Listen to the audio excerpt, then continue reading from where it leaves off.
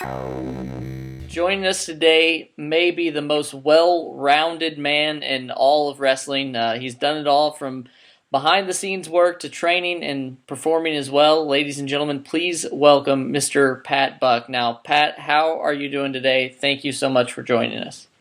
I'm good. Happy New Year. Thanks for having me. And I appreciate the compliment of being the most well-rounded man. Thank you. We're actually based out of the East Coast, where you're pretty well known, to say the least. Okay. But for a lot of listeners who may not be familiar with you, can you kind of give us a little bit about your background? Yeah, I mean, I'm kind of the guy that never, I never signed a major contract, but I worked in, I don't know, it's kind of like, six degrees of Pat Buck, where I've kind of been around for a long, long time, but I'm just one of the guys, and there's many people like me that never really signed that major deal, but I have a pretty, I guess, decent resume of stuff that I've been doing for a long time in regards to professional wrestling, and since then have used what I've learned, what I've known, what I've done to kind of put together, run two, I guess, kind of three successful pro wrestling ventures in 2016, still going and kind of making a name for myself in a different way, as opposed to being, hoping that one day a major company would sign me to a contract. I mean, I always wanted to be a wrestler. I started off, I still am a wrestler. Shoot, in an hour I go to wrestling practice to train wrestlers, but I guess I'm the guy that and am I bitter or angry about it? I definitely am. And, but that, because of that, it kind of invoked a lot of passion, and I was able to, kind of create my own world because I couldn't be a part of, other places. So, I mean, I guess that's the best way to summarize it. I'm not really sure. So, No, yeah. that's perfect. Now, we see a lot of this these days. We talk about Colt Cabana and how he kind of went to WWE and then came out of it and really created a better sort of situation for him than he had. Yeah. And it's the same thing with you. This kind of independent spirit, which is great. And you mentioned it. You've got a lot of ventures out there, and you're known right now for being one of the best trainers around. So with somebody listening today, and they may be tossing around the idea of becoming a wrestler or a referee or a wrestling personality, what would you consider the most important first step for someone like that? I get a lot of that. I get a lot of emails about that too, about, what should I do? Or I get some crazy emails too about, people that are really delusional as far as being part of professional wrestling. But I think the truth is to answer that question is that I can't answer that question, is that the people that want to do it and want to be a part of it have already made up their minds. They just don't necessarily know where to go. And the big problem is that most people that decide I'm going to be in professional wrestling, the way it is now is that there are schools, not all over, but enough of them. And I can't stand it when people, kind of mock the fact that there's a lot of schools out there and that's a bad thing. I think that's a good thing. However, a lot of these places aren't very established or don't offer a good criteria to really training and teaching professional wrestling. And what I think the most heartbreaking thing is like I always tell everybody, like, look, I never made it, but I'm the guy doing the drills with you. I'm the guy that's running the promotion. I'm the guy that's putting together the cards. I'm the guy that's still actively competing on the independents, where other people, there are schools where they have someone, that doesn't have a lot of credentials running them. However, there are even more schools with people that have a higher marquee name than I do and are out just for your money and are out just to, they're out for their own selfish interests. And what I tell to anyone that if you've made that decision, because I can't bring that out of somebody, is go to a school and watch and observe and see, how the training is, see if the place is safe, see if it's clean, see if they have good shows attached to them. That's what you really got to do if you really want to take the first steps in professional wrestling. That's the most important thing, because you could end up wasting, I can't tell you how many people I know that are wasting, close to 15, 20 years of their life, and they've wrestled in the same spot, their entire career. That's not wrestling. That's nothing. So you got to go and figure out join a training school and figure out which one is best for you. And I hate saying it, but I think mine are. So just join my school and you'll be okay. Absolutely. Now, speaking of that, you're part of, correct me if I'm wrong, but 2 schools. Yes. You're one of the trainers and co-owner of the Creative Pro Wrestling Academy, and also you run the PWS school. Is that correct? Yeah. Basically, what kind of happened is, and they all both kind of fall under one umbrella. Let's be honest. It just, I took I had a pretty decent background in training guys. I guess starting the first time I ever started training guys was at OVW, and, which used to be a developmental for WWE. And I was there for so long, training alongside all the WWE contracted guys that, and most, the way it worked for most people is, WWE guys if you were signed a contract, you were probably there for, 2-3 years, sometimes 1 year, sometimes you're fired within 6 months. But if you were hired by them, you then went to the main roster. I'm a guy that said early in my career, I was only 3 or 4 years into the independents, and I said, you know what, I'm going to take a different path. I'm not going to go the journeyman route of a Colt Cabana or a Sami Zayn, because I didn't feel like I was doing so well in the independents. I could get bookings and I had a full schedule, but I just felt that my end game was to be hired by WWE, because ECW was gone, WCW was gone. And I saw that a couple people were very successful moving to OVW and getting in that way. And to me, I was like, you know what? And also OVW was 7 days a week, and independent wrestling was 2 days a week. So I moved down there in 2005 to pursue a dream. And I was part of that system for 4.5 years, which, and I did anything and everything that a talent could do there. So much so that there was times where they had a revolving door of trainers, but they always had a beginner program that was ran most of the time. It had different trainers at different moments. Like Nick Dinsmore was a trainer for a while, then he would come and go. Elijah Burke was a head trainer, but there were days where they couldn't make it. So they had enough trust and faith in me to run their very, very beginner program. And that was my first time, and I was complimented because I'm using the training I was getting from just being a talent and being wrestling 3-4 days a week on shows. And, I was only like probably 7 years in at the time, or maybe it's about 6 years in at the time, and teaching guys. And I'm like, wow, I'm actually teaching at a beginner class at OVW. It's kind of cool. But I only did it like part-time. And then OVW their deal got pulled. I moved to NXT, early stages, which was FCW, to do the same thing, because I wanted to be a part of WWE, because I realized that that's the only place I could offer full-time employment at the time. I followed that down, and because all my friends were down there, and they're like, you can get a job here. It's a different system. It didn't work out that way. However, I joined their beginner program to kind of prove myself at NXT, FCW. And by the end of that beginner program, I was helping teach the beginner program, which was kind of, a compliment too, that it would, be me and Steve Kern and Norman Smiley in 3 different rings showing these newer guys how to wrestle. But yet I couldn't get a contract, which was, but I had a lot of faith. I'd be the guy that worked with a lot of contracted talent all throughout my years, but I just couldn't convince at the time Laurinaitis would not hire me. That's a shoot. That's just what it is. Do I know the reason why? No. I don't know if I'm just too short or too ugly, or he just didn't go for me. I have no idea. So, but then it just came to a point where I said, I can't do this. I can't chase this anymore. And I moved back up north, and I was the head trainer for NYWC, and things didn't work out there. And I started promoting a show, and with PWS, and have a partner, Eric, who, I did a show. And then after that, I was like, you know what, I'm going to try to open a school. And everyone thought I was crazy for doing it. Like, it's not going to do well. It's too early. And 12 guys signed up.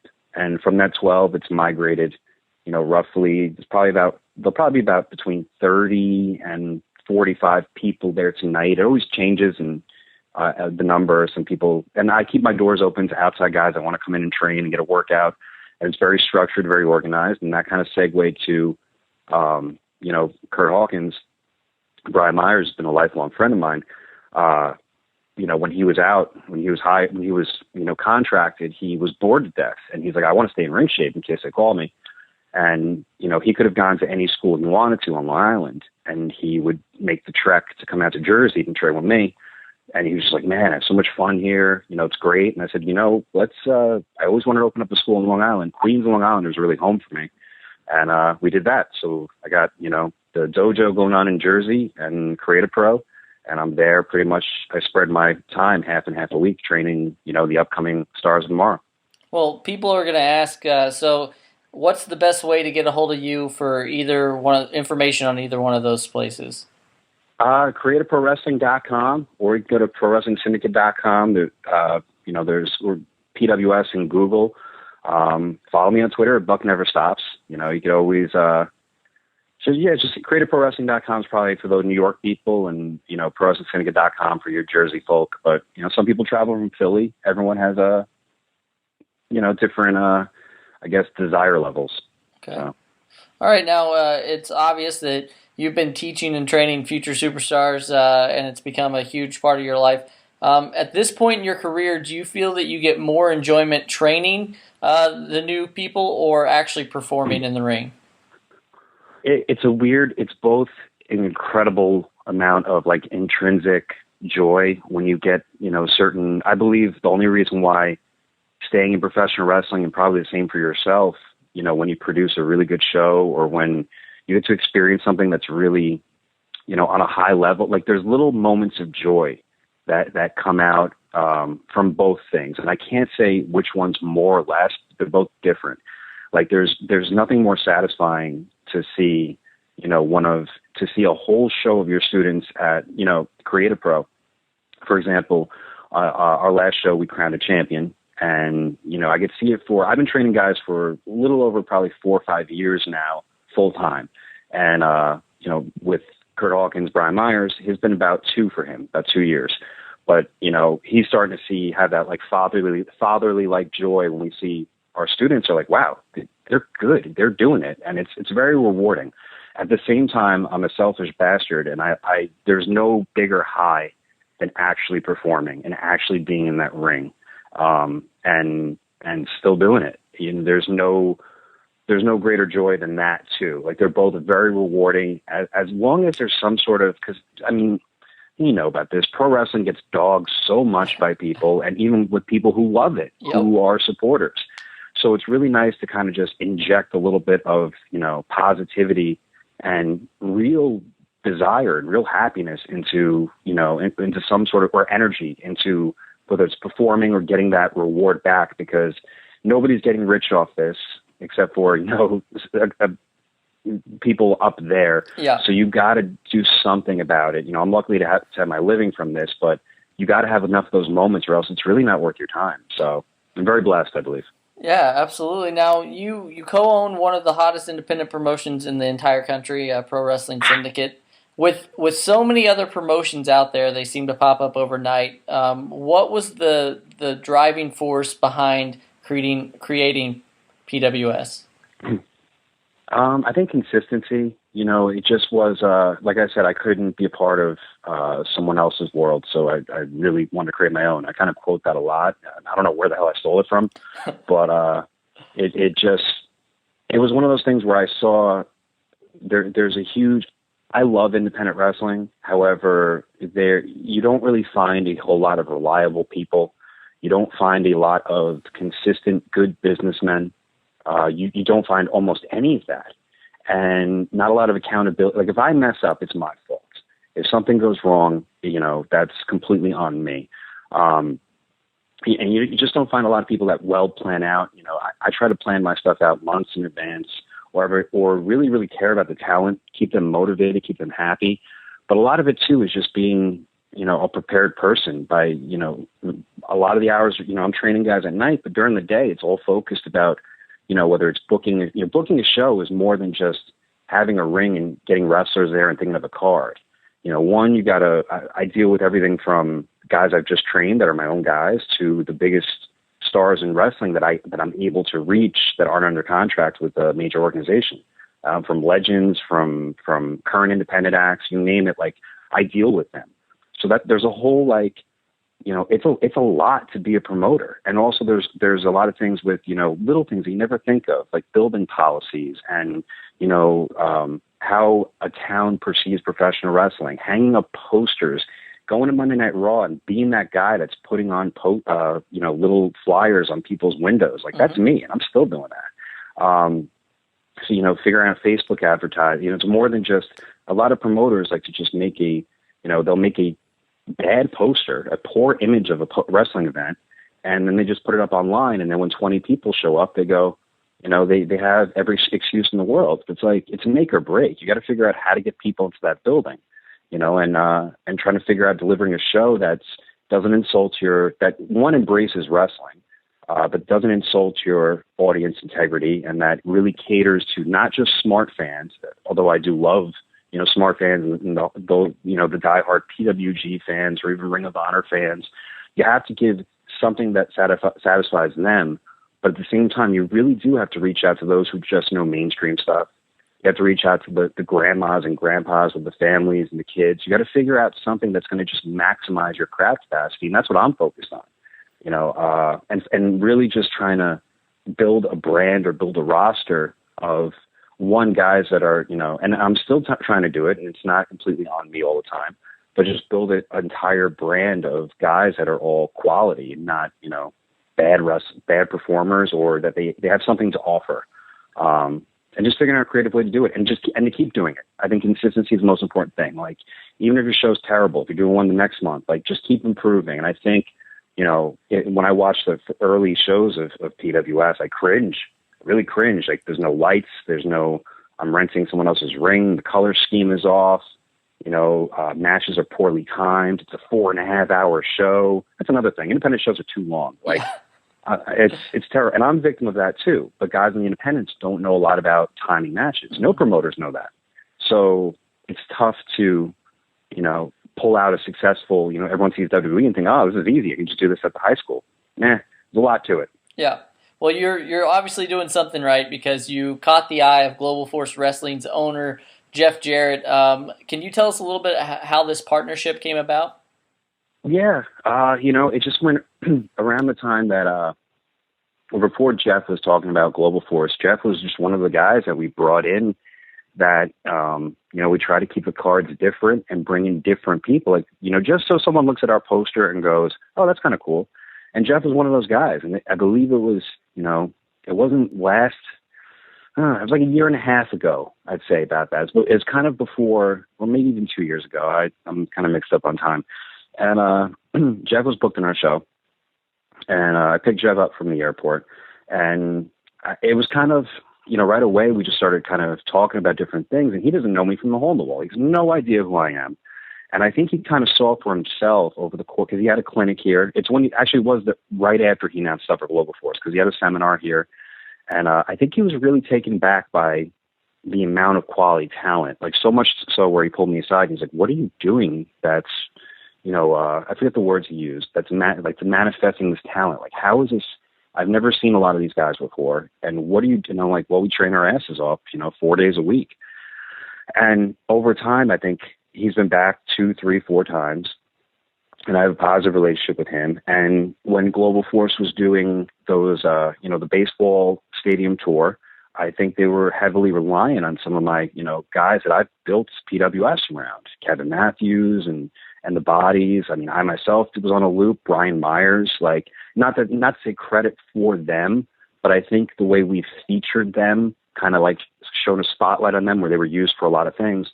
And I think it's just really good timing. I wasn't going to run an event in January, February this year, because weather is so incredibly unpredictable that I had my ass handed to me last year when I ran in a blizzard.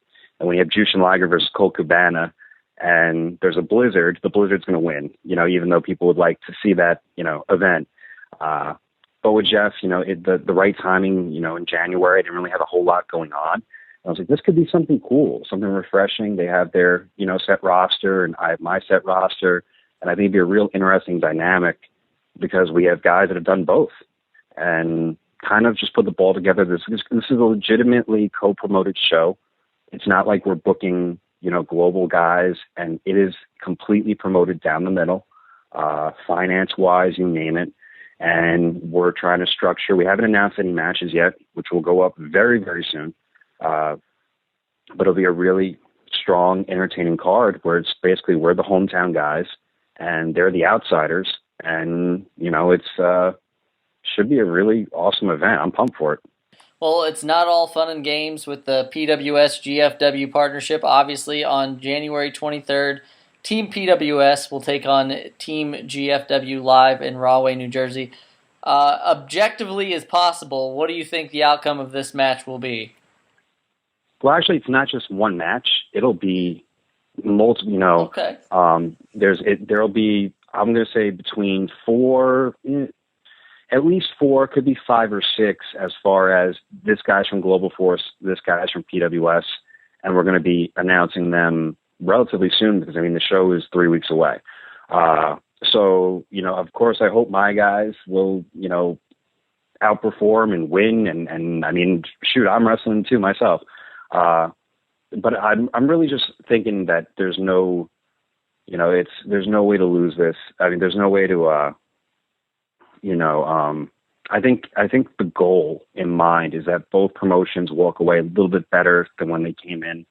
I think it's interesting that Global Force, while they don't have a set, huge, maybe television network or deal yet, I truly have faith in Jeff that he's going to pull something out. He's one of, the brightest minds out there, and he has, the resume to do so and has done so. And I think it's really interesting that, I myself am kind of more of the underground guy that has his little fight club already, that has his set guys. And I think it's an interesting dynamic to take this, future televised company that wants to do these big things against this nitty gritty, Rahway Rec Center, bunch of cast-offs fighting them.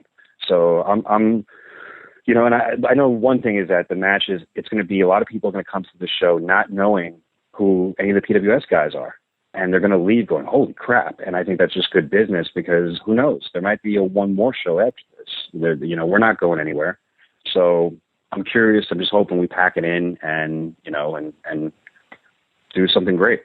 Now, can people just get tickets on ProWrestlingSyndicate.com? Yeah, ProWrestlingSyndicate.com. Tickets are first and second row are sold out. Rows 3 to 5 are moving as we speak, and then there's general admission for the bleachers. So if we could hit a capacity crowd of 1,500 or so, that'd be pretty badass. And then of course the night before is I will be a part of that too when we're in Poughkeepsie. Yes, I think tickets can get from GlobalForceWrestling.com for tickets to the events on Friday, 22nd. We've mentioned earlier today that you've been a wrestler, referee, promoter, co-owner, trainer, everything else. What do you see next, especially 2016, a new year? What's next for you this year? I don't know. I just put out, I would love to run more, I'm in the process of trying to get more shows that are less risk and more reward. Because it's hard being, with independent wrestling if I wanted to run a different town, and I do, but if I want to run a new area, hypothetically, Philadelphia or Boston, it's risky. If I don't know the building, if I don't know the area, I don't really have a street team to do so as an independent and just go, hey, I'm going to do this. For me, I've kind of delved into the world of trying to sell professional wrestling events and kind of let people know that for a, certain budget or for a certain, deal, I can bring a fully functional, because I own all my own equipment. I own 3 professional rings. I own a stage. I own all the lighting system. That was kind of my goal because I realized that outside of WWE and I guess Ring of Honor, I'm not really sure how they work. I don't really know a wrestling company that owns their own equipment, like full throttle as far as like entranceway and production and things like that. So I want to make sure that I could do that and kind of be able to travel from, city to city and pull off events. So that's kind of an area of focus for me. In addition, I'd like to expand my training schools. We're always welcoming more students or new students and people that, a lot of times people want to knock off the cobwebs that have been wrestling for a while and they come and train with me. My big goal, which I don't know if I can handle this year, but is to kind of have what in a smaller capacity what the WWE Performance Center has. And what I mean by actually kind of have a different, but maybe even perhaps slightly better suited for my interest place a place in either on Long Island or New Jersey that's big enough to have, 2 professional wrestling rings, a full gym, and that could actually do, could have shows there, that I could actually make my own building and allow people to, whether they want to run their own promotion, whether I'll be running my own promotion, but have a fully, capable building that can train wrestlers, promote shows, that's big enough to do so. But for the time being, it's a lot of money. I know Santino Marella has something like that, the Battle Arts Academy. That would be a big goal for me if I could do that within a year. I think I'll need, at least 2 for that. And just, I'm the guy that when I'm not doing stuff for PWS, I'm driving a ring truck and I'm renting my ring out. Or I'm wrestling elsewhere. Occasionally, I have a couple, matches coming up for January and February, or I'm working in my schools, or on Sundays we're having birthday parties with professional wrestling. I have a very crazy wrestling schedule that's not the cool, I'm not Cole Cabana ready to fly over the world and do, cool wrestling, yes, be at the merch table and then wrestle. I'm the guy that's, driving the ring truck. I might be wrestling. I might not be wrestling. I'm running the birthday party. I'm running PWS. I'm wrestling on PWS.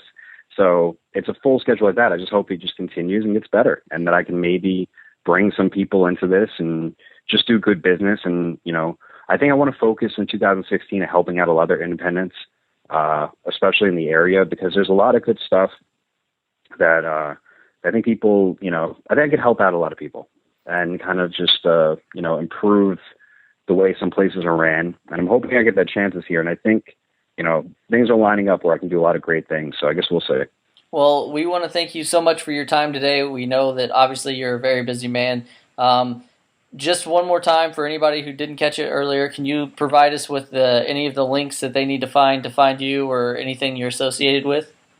Yeah, absolutely. If you want to, ProWrestlingSyndicate.com, all that good stuff, CreativeProWrestling.com. You can also, I'm a fellow podcaster such as yourself. You can listen to my podcast at 2.5wrestlers.com or on iTunes or Stitcher. And it's an awful show, but it's just kind of bullshit. It's loosely based around professional wrestling. And I think that's it. GlobalForceWrestling.com and Buck Never Stops on Twitter, Instagram, and all the like. But thank you guys for having me, and I appreciate being on another wrestling podcast. All right, it's awesome getting to sit down with today's guest. His accomplishments are too lengthy to mention, but above all else, he is exactly what we are, and that is a fan of professional wrestling. You've seen him wrestle all over the world, and pretty soon you'll catch him in the Northeast for Global Force Wrestling. Ladies and gentlemen, please welcome back Mr. Brian Myers. What's up, man? Thanks for having me. No problem. Thanks for coming on the show today, and obviously, if your social media is any indication, 2015 was pretty awesome for you. What were some of the high points for you last year? Man, it's really tough to lock down just one thing, but actually, I kind of just said it right there. My favorite thing that I got to do and the most fun thing was the Global Force TNA invasion, and that culminated in that lethal lockdown match. And it was a lengthy match and a lot of fun. It filled with a lot of superstar talent and stuff. So that was just a complete blast, and it just all kind of came out of nowhere very unexpectedly. So it was a great time. Awesome. Now, it would seem that your 2016 starting out on the right foot as well. On January 22nd and 23rd, you're going to be part of Global Force Wrestling's first ever Northeast AMP Tour. You've wrestled all over the world for many different companies and promotions. What makes Global Force Wrestling stand out from those other companies? Well, it's something new and fresh and different. You know, they're trying to get, you know, off the ground and doing what they can to get noticed. And this is a great opportunity to finally have a live show in the Northeast where, you know, I mean, I'm completely biased, but I think, you know, the best and most passionate and diehard pro wrestling fans are here in the Northeast, you know. I see them almost every weekend, so I should know. So it's just going to be, you know, an incredible show and also a great opportunity for fans to see what Global Force is all about firsthand. Now, this isn't your first go-around with Global Force Wrestling. How did you become involved with GFW? I think in a number of ways. Mainly, a good buddy of mine, Luke Gallows, he runs shows in the Carolinas and Georgia under the Wrestle America banner, and he knew that Global Force was starting up, and he was booking Jeff Jarrett, and he wanted Jeff to see me wrestle live, so he put me on the same show as Jeff, and I got to wrestle Jimmy Rave live on one of his events last spring, and I got to meet Jeff, and he saw me, and he was, you know, impressed. So I did what I came to do, and that started their relationship from there. And then, you know, and since then, I've become very good friends with Sanjay Dutt, who's very involved in Global Force Wrestling, and been a part of a lot of their shows. So all the tapings that were done out in Vegas, I was a part of, and a lot of the live events that was part of the Grand Slam tour at baseball stadiums throughout the summer, and now this weekend, which is, you know, going to be really exciting because it's my home turf. That's awesome. Now, during your previous times in Global Force when you were wrestling, was there anybody that you weren't specifically familiar with before getting into the show that you that maybe stood out to you or that you were impressed with? On the last taping in Las Vegas, I got to wrestle Congo Kong for the first time, and before meeting him or seeing him at these Las Vegas tapings, I was pretty unfamiliar with him. I really didn't know who he was, and I mean, after the match, I had seen him work, and I was slightly impressed. But after being in there with him, I mean, he was super impressive, big man, and it was just incredible. So I would love to wrestle him again, even, you know. But he's somebody who I don't think the wrestling world is all that familiar with, but Global Force is trying to put their stamp on him and, you know, get him out there more. And I think once people see them, they're going to be blown away. Awesome. Now, there was some kind of great news today. On January 22nd, you will be wrestling in the Mid-Hudson Civic Center in Poughkeepsie, New York for Global Force Wrestling, but the show's also being sponsored by Create a Pro. Now, which is what you run and help train out of. So last time that we got to speak with you, it wasn't new by any means, but you were kind of just getting your footing, I guess, in the world of training. So how's training going these days, and is attendance still really well? Yeah, it's really just been like an incredible experience for me. I mean, just have nothing even remotely bad to say about it. One of the best decisions I ever made in my entire life. Myself and my longtime friend and business partner, Pat Buck, who also was involved with Pro Wrestling Syndicate, we just, one day, like on a whim, I was still with WWE. I said, I'd love to open a school. It was always be a dream of mine. And he said, hey, man, I'd love to be a part of that. And we went in at it at 50-50 partners. And we're coming up on 2 years in March, which I just can't believe it's been 2 years. It just feels like, like time has just, gone by so fast. But just everything about it is so great, man. It's like everyone who trains there, all my students, we're a team, and there's a real camaraderie, and everyone's there to help each other and just loves the business and wants to learn about it, and they're all very passionate about it. And it's just a great, positive place. And now we've been able to run shows that the students perform on, which, I well up with pride, like a proud dad, when I see them, because it's just to see how far a lot of them have come in just a short amount of time is really mind blowing. We'll do tape reviews of the shows, following them the first day of practice. We have tape review, and I'll be more critical about my match than theirs because I'm kind of impressed with how well and how serious they've all taken it. It's just a great thing. Now, is there anybody that we should be keeping our eyes out for that's coming from your school? I'm really proud of all of them, and I don't want to give anyone a bigger head than they need to. But I mean, there's a good 5 or 6 of them that are really well on their way, and they're starting to do things other places and get other bookings and stuff. So it's very cool. But anything you'd want to know about Creative Pro, if you're interested in joining or even checking out our live shows, we usually run Sundays in Hicksville, New York, and that's where the school is located. And you can go to the website creativeprowrestling.com. Awesome. Now, I mentioned it. You're going to be there live on January 22nd from our backyard, Poughkeepsie, New York. Do you have any personal favorite memories of competing in the Civic Center before this upcoming show?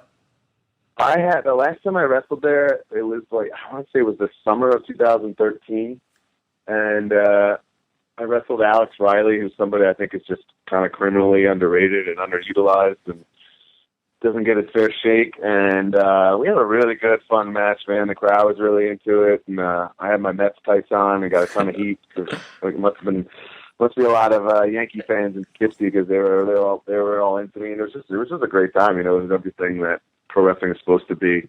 And anytime I've ever been in that building, I just adore it because I know all the history of it and, you know, that all those original Raws took place from there and things like that. So it's just a cool place to be. Now, we found out today it was released that it will be you, Trevor Lee, and Andrew Everett taking on Kevin Matthews, Pat Buck, and Amazing Red. What are your thoughts kind of going into this with about your teammates and your opponents that night? Well, I mean, Trevor Lee and I are already proven, you know, we're former TNA Tag Team Champions. That match itself is designed to be a kind of a Global Force versus PWS preview, I guess, of the following day. Mm-hmm. And, I mean, just read those names. You know, that match is going to be go, go, go, just nothing but action. So I'm thrilled to be a part of it, and I think it's going to be an absolute blast. Awesome. For me, all my opponents, my partners, and the fans, you know. Awesome. Now, the very next night, you mentioned it, you'll be taking part in the Pro Wrestling Syndicate Global Force Wrestling event, and it's no secret that you kind of have ties to both companies. Will there be a conflict of interest for you on January 23rd? No, I already, at the last PWS event, I showed my true colors, and I helped Jeff Jarrett, and I officially joined Team Global Force. So there is no conflict of interest. It's pretty clear cut. And I'll be taking on Chris Payne in the Falls Count Anywhere match, which I'm looking forward to that because, you know, I need to just end this guy. We've been going at it for several months now for the Pro Wrestling Syndicate television title, and I think this is going to be our last hurrah. So it's going to be a winner-take-all type of scenario. And I'm for sure I'm not going to be going there wearing my awesome wrestling tights. I'm wearing jeans and taping my fists and ready to kick some ass. Yeah, I was just going to ask if you had to prepare a little differently for that since it's it's a different mentality, and you know, if they're telling me Falls Count Anywhere, that means, you know, there's a lot of options that are running through my head, and the match itself should be pretty unpredictable.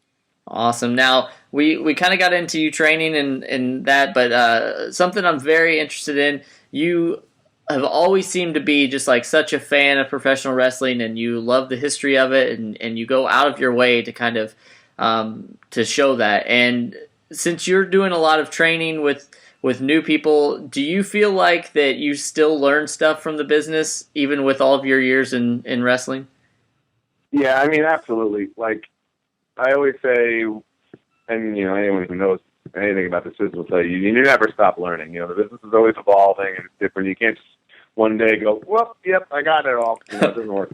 You know, it just keeps going and going, and it's constantly changing. Even now, we just had Arn Anderson at Creative Pro doing a seminar, and he was explaining that some things, you know, they're just dated and done and gone, and the business has evolved, and it's going to keep doing that forever, and you got to keep up with the time. And then on the other part of that is, I got into this because I loved it and I adored it as a kid, and I was a fan, and I always thought if I didn't have that mentality or I lost that mentality, then it wouldn't be worth it, because it's such a difficult business, and you're away from your family, and sometimes, you know, the money isn't, you know, what it should be for what you're doing, you know, the things you're putting your body through. So if you don't absolutely love it, you know, it's probably not for you, because it's just too tough. And I never want to lose that boyhood sense of wonder, you know. That's awesome. Now, you are no stranger to this, but the rumor mill in wrestling has been working overtime this week with the prospect of AJ Styles, Nakamura, Carl Anderson, and Doc Gallows possibly on their way to WWE. As someone who is like immersed in the business, but also a fan of the business, what are your thoughts about this? I mean, obviously my cell phone has been blown up about this situation. I've been like little kid on Christmas Eve excited about it. I think it's exciting. It's different. It's, you know, a shakeup that mainstream wrestling for sure desperately needed. And I'm just looking forward to see how it plays out. And I think it's the coolest thing ever. You know, it's comparable to when the Radicals came to WWE, or, you know, the Outsiders going to WCW. It's just very, very interesting, and I hope it's just a success for the business. Absolutely. As a whole. Now, do you think, just personally, there's no wrong answer here, but do you think that they should have to kind of go to NXT, or do you think that they're fine to go straight to the main roster? Me personally, I think, and this isn't to discredit NXT, but NXT is still a developmental, you know, thing. Yes. I mean, these are four of the biggest stars and most successful, you know, stars, proven stars in the whole world. I think, you know, for anything but to be immediately thrust into the main roster is just kind of ridiculous. Yeah, awesome. Now, speaking of WWE, the network recently added the show Breaking Ground. I don't know if you've watched much of it or not, but if you have, do you feel like it's a pretty honest representation of kind of what it takes these days to be in the WWE? Yeah, I watched the whole series. I enjoyed it. I look forward to watching it, so I must have enjoyed it. I thought, you know, and I've seen every documentary ever. I thought it was pretty much the most inside view of the business that's ever been portrayed. You know, there wasn't a lot of what you would call kayfabe about it. It was pretty upfront. I thought there was maybe some fake situations, some forced and phony situations, but that's really nitpicking. I enjoyed that. That was cool. And I always tell my students, you know, I think nowadays, considering how many people they have at that performance center, getting signed really isn't that difficult. It's navigating the waters of the performance center and surviving that daily grind and, you know, being ahead of that class. I think that's where the real work is. That's the real hard part nowadays. Okay. All right. Now, obviously, you know that your longtime friend and old tag team partner, Zack Ryder, is teamed up with Mojo Rawley to form the Hype Bros. Do you like this pairing between the two of them? I don't know if I like it. I do think Zach's doing everything he can in his power, and Mojo too, for that, to make it work. You know, they've been dealt this hand, and they're playing it. You know, and seeing where it goes. So you can't fault them for that. I just think it's tough, you know, when you're on NXT that, you know, they film however many episodes in one day, you know, and you do one match. So it's like, okay, so you're going to be represented on NXT television once in a month's worth of programming, you know, so it's tough to get some steam if you're not really in the main picture. Yeah. But, I mean, like I said, they're doing everything they can to make it work. Yeah. Now, for somebody who's a big wrestling memorabilia nerd like me, the news broke last year also that you will have a brand new action figure coming out created by Figures Toy Company. What was the process like for creating this new figure for you? Well, a little known fact is that I am like basically the sole culprit for making this all kind of happen in the first place. That's awesome. Yeah, I ran into the guy Chris, who's behind the project, just by accident, kind of by chance at a convention I did. And he knew I was a figure nerd, and we started talking shop, and he was saying that he was doing the ROH toys. And then I said, well, these are real cool and whatnot. He was showing me a lot of like prototypes and things like that. And I said, well, these are great, but what's stopping you guys from doing like independent guys or just signing anybody? And he said, well, really nothing. He said, nothing to his boss. So he pitched it to his boss. You know, I kind of put together a list of top guys for him who I thought they should approach and, you know, make it happen. And there you go. It's just been going and going. So we've been waiting a lifetime for these. I mean, everything so far is looked great. A lot of the molds of the heads look awesome, and all the prototypes and the artwork and stuff. So I just can't wait. It just feels like I've been waiting forever. Yeah, we got to talk to him at the New England Fan Fest, and he showed us some of the prototypes, and there were like Blue Meanie and some just amazing ones. So yeah, we're definitely looking forward to those. Yes. So when it's all said and done, there will be a Ring of Honor line, a Ring of Honor talent, a Superstars of the Independence line, which I'll be represented in, and then there'll even be a Legends line, like Blue Meanie and Jim Cornette and guys like that are involved in. Awesome. Now, we know you're busy. You got a lot on your plate coming up, but can you please tell us once again where people can kind of follow you on social media and anything that you want to know about Global Force Wrestling or Create a Pro?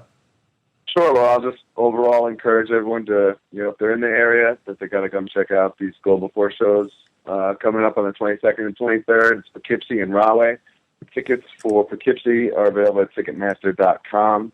And the PWS tickets in Rahway are available on Pro Wrestling Syndicate.com. Very easy to find at the Kurt Hawkins. Haven't changed the name because I will lose my blue check.